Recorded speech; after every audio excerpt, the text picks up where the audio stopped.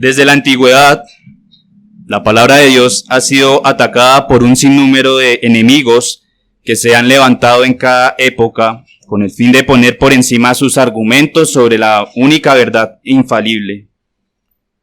Hoy en día la Biblia es vista como el libro de los locos por aquellas personas que no se han tomado la molestia de leerla. Prefieren tomar esos conceptos que tienen las demás personas antes que leerla. Han tomado una postura basada en opiniones, cerrando la única guía que tiene el hombre para vivir en este mundo y ser salvo. Incluso es lamentable ver cómo en ciertos círculos cristianos la solemnidad y el respeto hacia la palabra de Dios se ha perdido al tomarla como cualquier otro libro, como un libro de estudio. Han llegado incluso hasta negar su veracidad total y han puesto opiniones de hombres sobre ella. Muchas son las personas que hoy en día tenemos ese preciado regalo que Dios nos da en nuestras casas, pero que no la hemos leído en su totalidad. Tal cual como lo hace un florero o un cuadro bien pintado, la Biblia es de adorno. Es como un adorno con el cual pueden decorar bien sus casas, pero no valoran el valor, no le dan el valor que tiene. El descrédito de la Biblia, en mi opinión, comienza desde que no es reconocida como la palabra de Dios, como un libro inspirado por Dios. Así como en la antigüedad, en los sellos de los reyes que sus cartas ponían, ese sello daba un peso de autoridad sobre cada una de las palabras que tenía esta carta. Asimismo, la Biblia tiene su sello divino, puesto por el Rey de Reyes, nuestro Dios. Hermanos o amigos, ¿cómo reaccionarían ustedes si hoy recibieran una carta en donde se les invitaran a reclamar una millonaria suma de dinero y teniendo ciertas pautas pudieran llegar a ese premio? Dirían, es un engaño, de seguro. Pero, ¿qué dirían ustedes si al final de esta carta tuviera la firma del presidente Iván Duque? Oh, mis queridos hermanos, seguro que cada letra, cada palabra y cada detalle que esta carta tiene sería leída con detenimiento. Así pues, la Biblia es de gran valor para quienes la leemos, porque sabemos que es la palabra de Dios. Una carta con un mayor mensaje que el que les he dado, por ejemplo, y con un autor incomparable, el Rey del Universo. Es por esto que en este día pretendo mostrarle 6 hechos que demuestran que la Biblia es inspirada por Dios y algunas aplicaciones sobre esto. 6 hechos que demuestran que la Biblia es inspirada por Dios y algunas aplicaciones. Esto lo haré no mirando esos factores externos, sino trayendo como testigo a la misma Biblia, apelando a ese valor intrínseco que tiene. Entonces, veremos en primer lugar, o como primer hecho, que la Biblia tiene una extraordinaria riqueza en su contenido. Primer hecho, la Biblia tiene una extraordinaria riqueza en su contenido. Solo en la santa palabra de Dios podemos encontrar luz sobre cuestiones importantes para la vida del hombre. El hombre por sí solo no puede encontrar un sentido razonable sobre el motivo de su existencia, aparte del que nos da la Biblia. Cosas misteriosas para el ser humano como el alma, el mundo venidero, la eternidad. Ningún hombre puede explicarlas. Solo los que han intentado describirlas han quedado en un limbo al tratar de, con sus argumentos banales, poner sus verdades sobre ella. Han desvariado tanto, llegando incluso a creer en asuntos tan absurdos como la reencarnación. Ni aun los niños de nuestra iglesia creen en estas cosas. Estos niños saben mucho más que acerca de sus almas y de la eternidad que muchos de estos que el mundo considera como sus sabios. Quiero ilustrarle con 3 ejemplos esa extraordinaria riqueza en el contenido que tiene nuestra Biblia. Vemos, por ejemplo, que solo la Biblia habla razonablemente del comienzo del mundo en que vivimos. El tiempo, el espacio, cada criatura, cada cuerpo celeste, sustancia o elemento fue hecho por el Verbo de Dios. No fue un mero acto de casualidad, como lo sugiere el mundo, en el que por medio de una combustión o explosión de una o varias sustancias que surgieron de la nada, dieron inicio a todo un sistema complejo pero ordenado, que es gobernado por leyes universales impuestas por quién sabe quién. La Biblia nos muestra a Dios como el autor de toda la creación, un autor que cronológicamente ordenó y dio un propósito a cada cosa creada en 6 días, como lo dice Génesis 1:1. En el principio creó Dios los cielos y la tierra. Otro ejemplo de la riqueza de su contenido es que ésta nos ofrece un relato fidedigno y veraz del ser humano.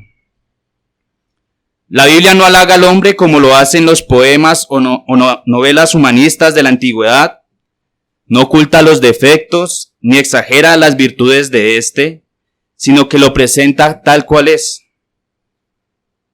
En los años transcurridos desde 1800 a 1900, el humanismo liberal había impregnado tanto el pensamiento del hombre que se llegó a creer que éste estaba en continua evolución. Creía en la filosofía del superhombre. Llegó a creer que estaba buscando ser mejor que lo que estaba haciendo antes.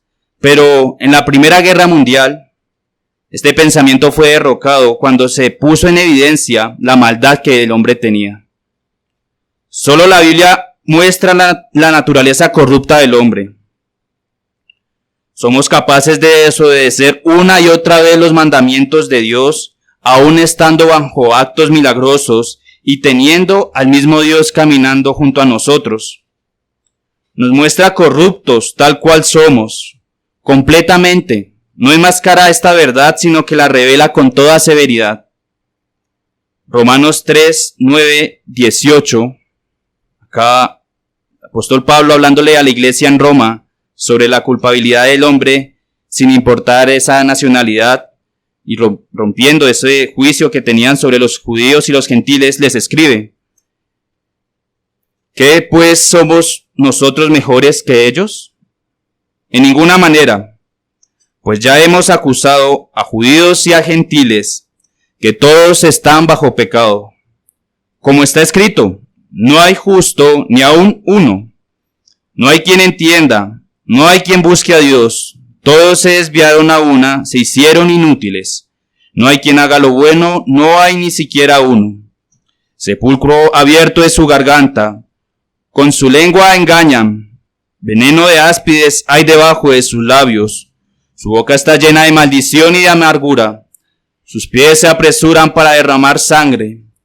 Quebranto y desventura hay en sus caminos, y no conocieron camino de paz. No hay temor de Dios delante de sus ojos. Un lindo poema para el hombre, ¿no cree, hermano? Pero no solo nos muestra nuestra maldad. Además de esto, también nos recuerda la dignidad que tenemos al ser hechos a imagen y semejanza de Dios. No nos arroja un fatalismo sin esperanza, en donde el hombre sería peor que un animal, sino que, por lo contrario, al ser imagen de Dios, nos honra, dándonos el señorío de las cosas creadas, dotándonos de habilidades particulares, todas dadas por Él para Él. Se dice que es costumbre de los artífices ser meticulosos, más de lo normal, cuando están haciendo una obra maestra. Y esto en la creación es claramente visible cuando la Santa Trinidad se detiene y toma consejo para crear al hombre. Génesis 1:26 dice: entonces dijo Dios, hagamos al hombre a nuestra imagen, conforme a nuestra semejanza, y señoree en los peces del mar, en las aves de los cielos, en las bestias, en toda la tierra y en todo animal que se arrastra sobre la tierra. Como tercer ejemplo de ese primer hecho que tenemos, que la Biblia tiene una extraordinaria riqueza en su contenido, vemos que la Biblia solo nos enseña que Dios ha hecho una provisión completa y perfecta para la salvación del hombre. Nos enseña que gracias a la muerte de Jesucristo, en sustitución por nosotros, sus hijos pecadores, obtuvimos redención eterna y un remedio para el pecado. Podemos ver cómo su gracia y justicia, mediante un solo acto, se manifiestan, y que gracias a esto hoy podemos entrar confiadamente al trono de la gracia. En ningún otro lugar encontraremos tan grande verdad que el apóstol Pablo nos declara en la primera carta a Timoteo, capítulo 1, versículo 15. Timoteo, capítulo 1, versículo 15. Palabra fiel y digna de ser recibida por todos. Que Cristo Jesús vino al mundo para salvar a los pecadores, de los cuales yo soy el primero. En ningún otro lugar, libro, leeremos lo que el apóstol Pedro, en primera de Pedro, capítulo 3, versículo 18, declara. Primera de Pedro, capítulo 3, versículo 18 dice: porque también Cristo padeció una sola vez por los pecadores, el justo por los injustos, para llevarnos a Dios, siendo a la verdad muerto en la carne, pero vivificado en espíritu. En ningún otro lugar, hermano y amigo, vamos a encontrar tan hermosa verdad. Solo la Biblia nos enseña que Cristo murió por sus hijos, y que tal como ha sido esta ha sido la muestra más grande de su amor por nosotros. Esa misericordia que hemos recibido de Dios solo la podemos encontrar en la Santa Palabra. Espero tan solo con estos 3 ejemplos haberles convencido de este primer hecho, que la riqueza del contenido de la Biblia es único y que con este podemos tener la seguridad de que vamos a tener un libro del cual podemos sacar gran riqueza. Ahora, como segundo hecho, vemos la extraordinaria coherencia y armonía de los contenidos de la Biblia. Segundo hecho, la extraordinaria coherencia y armonía de los contenidos de la Biblia. La armonía de su contenido, a pesar de la cantidad de autores por la que se encuentra escrita, demuestra que es toda la obra de un solo autor. Su escritura, su estilo y lenguaje pueden variar, pero toda la obra es sin duda hecha por una sola mente. Aquí tenemos un libro escrito por reyes, pescadores, guerreros, ganaderos, publicanos, un médico, un fariseo y sacerdotes. Sin duda una variedad de profesiones y clases sociales, que vivieron en distintas épocas y que a pesar de no haberse conocido en persona, todos ellos en sus escritos reflejan una coherencia extraordinaria. Todo esto es gracias a la tercera persona de la Trinidad, el Espíritu Santo. Un ejemplo de esta coherencia y armonía lo podemos ver, por ejemplo, cuando estos hombres escribieron sus fallos, sus pecados. No evitaron registrar estos pecados, mantuvieron la coherencia de la doctrina del pecado en sus escritos. Por ejemplo, Moisés narra su propia impaciencia al golpear la peña y nos dice que a causa de ello no pudo entrar en la tierra prometida. David revela su propio adulterio y derramamiento de sangre.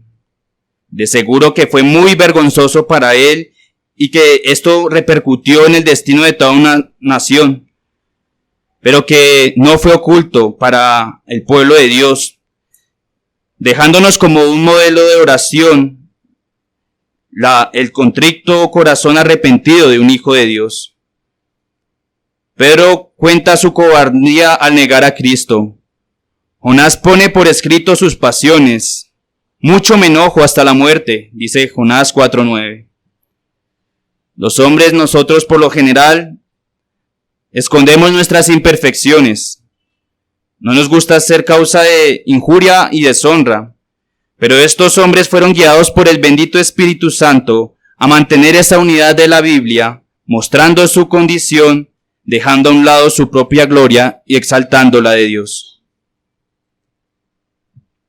Déjeme darle otro ejemplo de esta coherencia y armonía que tienen las Escrituras, poniendo el de nuestro Señor Jesucristo. Nuestro Señor Jesucristo una y otra vez cita las Escrituras y remite a los judíos a que las escudriñen y vean cómo ellas dan testimonio de Él. Juan 5:39.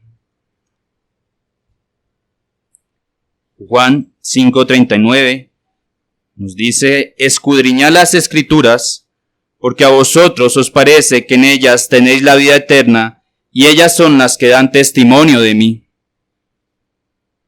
Es un hecho que esa extraordinaria coherencia y armonía de los contenidos de la Biblia son solo obra de Dios. Como tercer hecho, tenemos la extraordinaria sabiduría de la Biblia, lo majestuoso y sublime de su estilo. Tercer hecho, la extraordinaria sabiduría de la Biblia, lo majestuoso y sublime de su estilo. La Biblia no puede compararse con ningún otro libro. Su pureza y perfección es inigualable. Cada página pareciera decir: santo, santo, santo. No cabe duda de que está muy por encima de aquellos escritos que pretenden ser como él. El libro de los Mormones o el Corán no llegan ni a los tobillos de la sabiduría y majestuosidad que podemos contemplar de la Biblia. La Escritura defiende la santidad como ningún otro libro lo ha hecho. Nos insta a que vivamos justamente, piadosamente y en devoción. Tito 2:1-12 nos dice aquí el apóstol Pablo nuevamente, dando instrucciones a Tito para que la iglesia en Creta buscara tener una vida de sobriedad. Aquí, a lo largo de este capítulo, da una serie de instrucciones sobre la vida de piedad y dice que los ancianos sean sobrios, serios, prudentes, sanos en la fe, en el amor, en la paciencia. Las ancianas asimismo sean reverentes en su porte, no calumniadoras, no esclavas del vino, maestras del bien, que enseñen a las mujeres jóvenes a amar a sus maridos y a sus hijos, a ser prudentes, castas, cuidadosas de su casa, buenas, sujetas a sus maridos, para que la palabra de Dios no sea blasfemada. Exhorta asimismo a los jóvenes a que sean prudentes, presentándote tú en todo como ejemplo de buenas obras, en la enseñanza mostrando integridad, seriedad, palabra sana e irreprochable, de modo que el adversario se avergüence y no tenga nada malo que decir de vosotros.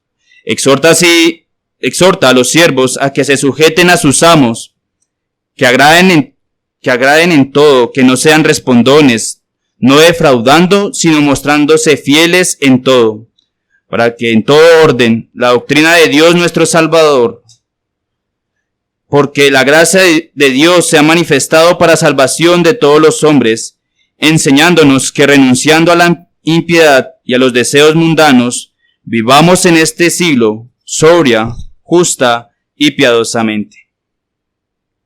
Qué hermosas instrucciones del apóstol Pablo en esta carta, enseñándonos realmente lo que es la piedad, cómo el apóstol Pablo abarca a cada persona de la iglesia, a cada edad, y les da las instrucciones para que puedan vivir esa vida de piedad que tenemos que tener los hijos de Dios.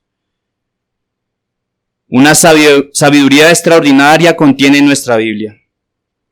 También podemos ver en Filipenses 4:8, aquí también el apóstol Pablo, dando instrucciones finales a la iglesia en Filipos, dice que debemos meditar en ella en tiempos difíciles. Dice allí: por lo demás, hermanos, todo lo que es verdadero, todo lo honesto, todo lo justo, todo lo puro, todo lo amable, todo lo que es de buen nombre, si hay virtud alguna, si hay algo digno de alabanza, en esto pensad. Solo en la Biblia encontraremos esto, un libro que defiende la santidad y la pureza en todo tiempo y nos insta a meditar en esto constantemente. La Biblia es comparada con ella misma como la plata refinada. 7 veces, dice el Salmo 12:6, las palabras de Jehová son palabras limpias como plata refinada en horno de tierra, purificada 7 veces. No por nada, en el Salmo y capítulo más largo de la Biblia, es exaltada. En todo el Salmo 119 el salmista celebra las bellezas y los beneficios de la Biblia. Por ejemplo, si revisamos el Salmo 119, veremos que al final de cada acróstico, ya que este es un acróstico de 22 estrofas, podemos ver cómo los mandamientos, los juicios y las palabras del Señor eran su deleite.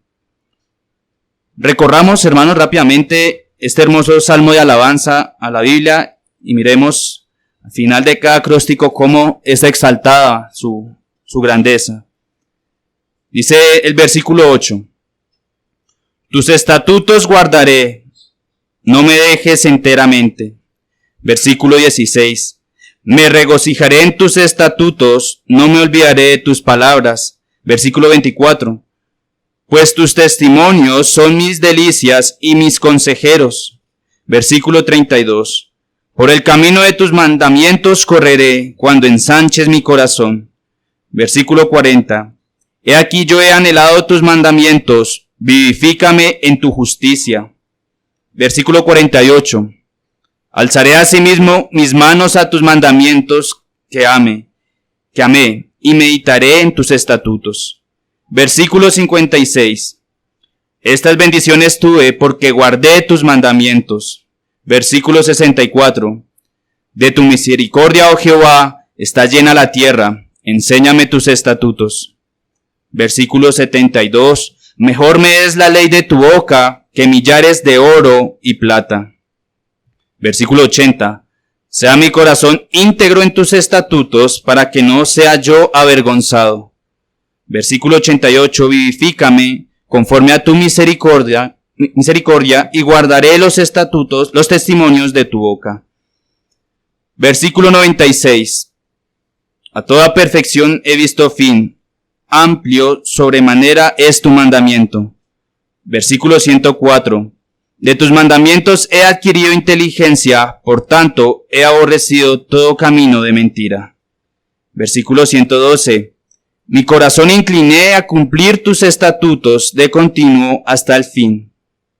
Versículo 120, mi carne se ha estremecido por temor de ti y de tus juicios tengo miedo. Versículo 128, por eso estimé rectos tus mandamientos sobre todas las cosas y aborrecí todo camino de mentira. Versículo 136, ríos de agua descendieron de mis ojos porque no guardaban tu ley.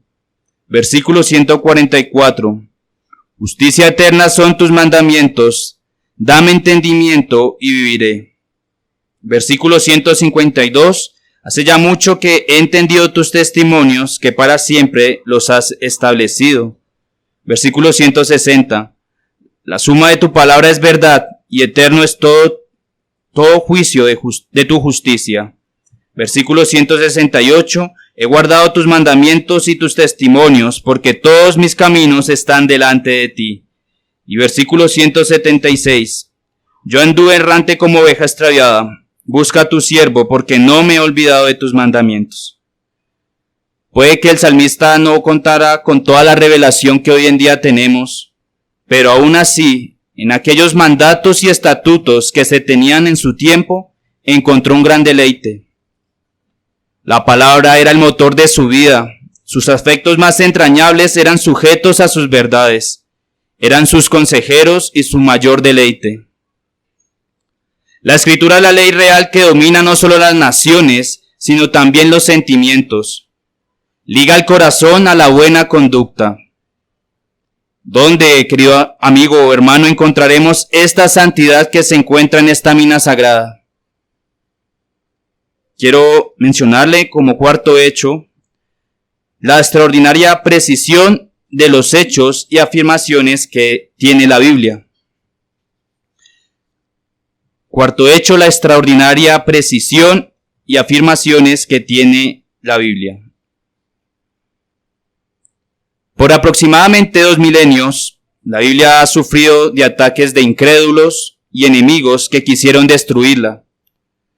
Pero allí está intacta, manteniéndose preservada desde su antigüedad hasta nuestros tiempos, a pesar de todos los ataques del diablo que ha querido dar para que su palabra no siga.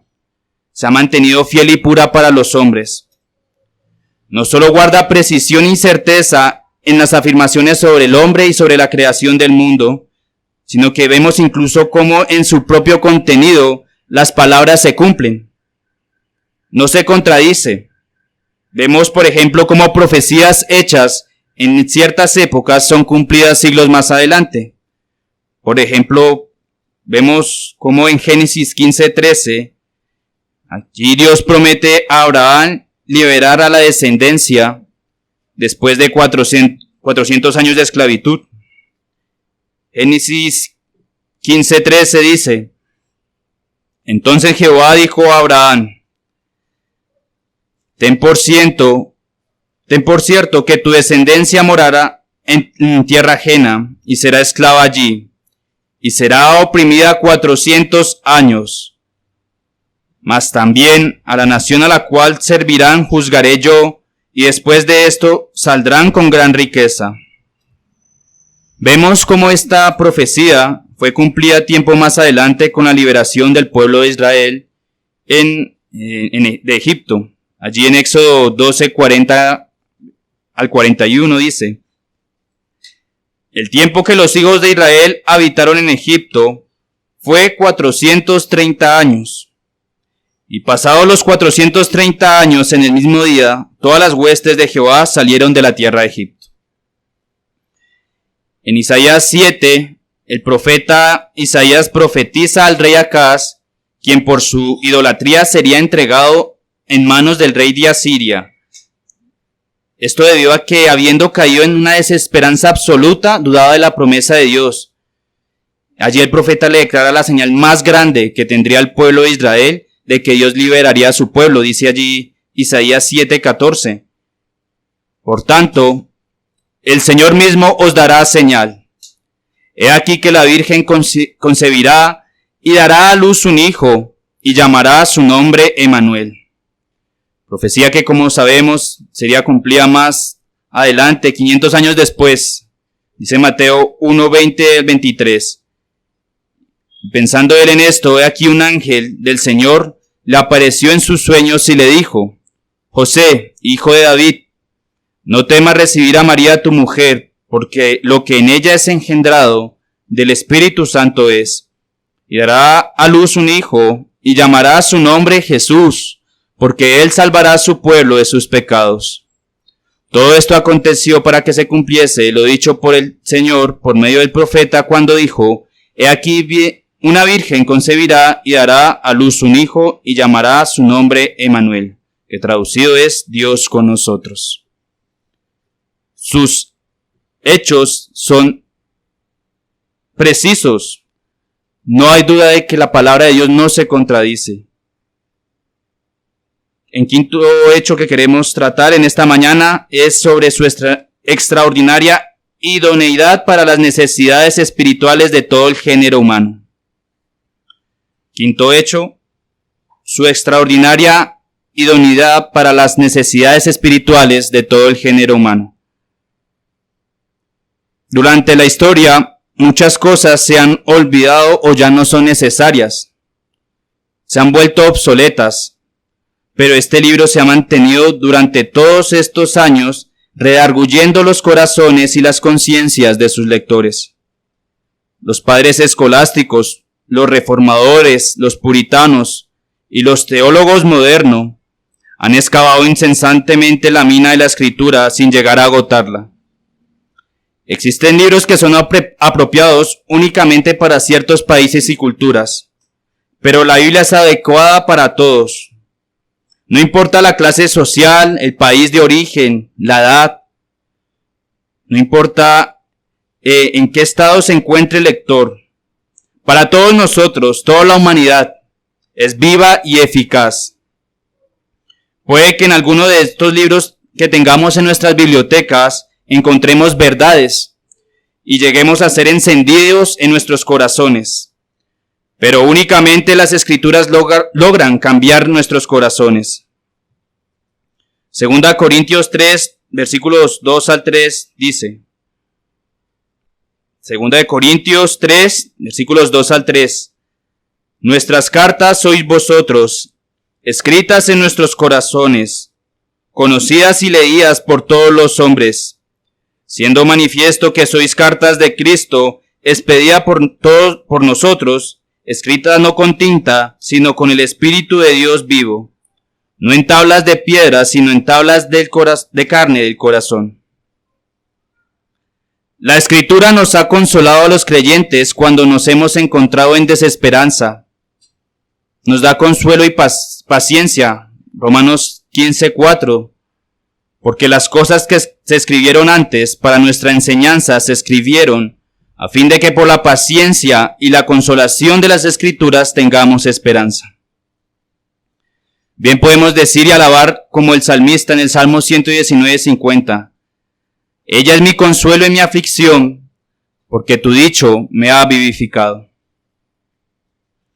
El sexto y último hecho que queremos tratar en esta mañana es el efecto extraordinario que ha causado en el estado de las naciones en donde se ha conocido y se ha enseñado. Sexto hecho, efecto extraordinario que ha causado en el estado o las naciones en donde se ha conocido y se ha enseñado. Naciones y países que han tenido o que tienen como base la Escritura, sin duda alguna son reflejo del efecto que se produce a su alrededor.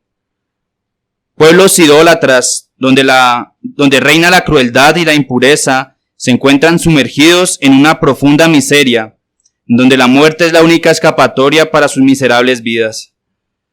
No cabe duda de que en los países en donde la Biblia se ha enseñado con fidelidad, las tinieblas del mundo no han opacado la luz y las virtudes que trae la palabra. Sin una base moral como la Biblia, las naciones se han visto arrojadas a cualquier tipo de interpretación absurda. Han llegado a traer consigo desvarios e incoherencias que aún la misma naturaleza desaprueba. Homosexualismo, fornicación, lujuria, avaricia, robo, muerte. Todos estos asuntos son característicos de estas naciones que han dejado de lado la palabra de Dios. Vemos cómo en la misma palabra de Dios un claro ejemplo de esto es el pueblo de Israel, quienes a pesar de su desobediencia disfrutaron de buenos tiempos cuando se volvían a la ley, cuando la ponían por baluarte, pero que cuando se alejaban de la enseñanza de esta palabra eran objetos de su ira. Hasta el momento les he mostrado 6 hechos extraordinarios que comprueban que la Biblia es inspirada por Dios. Y en esta mañana quiero que continuemos con nuestras aplicaciones. Y quiero hablarle primeramente a aquellos amigos que nos acompañan el día de hoy y han escuchado esta enseñanza. Amigos, tienen frente a ustedes un libro dado por Dios para la salvación de su alma. ¿Se ha preguntado usted por qué le ha sido tan difícil el aceptar el Evangelio y arrepentirse? Seguro, amigo mío, ha sido por no haber leído la Biblia con convicción. Recuerde que cada palabra escrita allí es dada por Dios mismo. Deje a un lado toda superstición que se tenga de ella y léala con fe. Dice la palabra de Dios: toda la Escritura es inspirada por Dios y útil para enseñar, para redarguir, para corregir, para instruir en justicia, a fin de que el hombre de Dios sea perfecto, enteramente preparado para toda buena obra. No dude de las maravillosas verdades expuestas en este libro. Recuerde que solo en su palabra encontrará la salvación de su alma. Léala completamente. Toda la Escritura es inspirada por Dios. No tome únicamente los textos que le convienen. Aprópiese de ella y reverénciela como debe ser, la palabra del Rey de Reyes. En segundo lugar, quiero dirigirme a mis hermanos, quienes hemos leído la palabra de Dios. Querido hermano, si la palabra de Dios es inspirada por Él mismo, no la tome livianamente. No sea inconstante en sus meditaciones en ella. No la tome como un simple libro de estudio para adquirir un conocimiento muerto. Recuerde que nuestra fe se alimenta de sus verdades. Cuán insignificante nos vemos frente a aquellos varones de Dios del Antiguo Testamento, quienes solo con unas porciones encontraban un gran consuelo, y nosotros, teniendo 66 libros que recalcan sus verdades, no sacamos provecho de esta. Estúdiela para que sea su guía en este mundo malvado. Ámela y defiéndala. Proverbios 4:13 nos dice que debemos guardarla porque ella es nuestra vida. ¿Cuánto tiempo dedicamos a meditar en ella? Hermano, ¿cuánto tiempo dedicamos meditando en su palabra, sus mandamientos, sus ordenanzas? No la tomemos como un libro cualquiera. No debe ser leído en cualquier momento, debe ser nuestro anhelo leerlo todo el tiempo. ¿Se encuentra en prueba o aflicción? Vaya a las Escrituras y que éstas sean su guía y su consuelo. Y mis hermanos, agradezcamos a Dios porque Él nos ha dado por escrito su voluntad. Hoy en día podemos leerla sin ninguna restricción. Agradezcámosle porque nos ha dado a conocer el poder y la venida de nuestro Señor Jesucristo, no siguiendo estas fábulas artificiosas, sino sabiendo que esto viene de Dios. Descansemos en su palabra, meditemos en ella y no dejemos de leerla. Esta es la enseñanza que el Señor ha permitido en esta mañana traernos. Oremos, hermanos.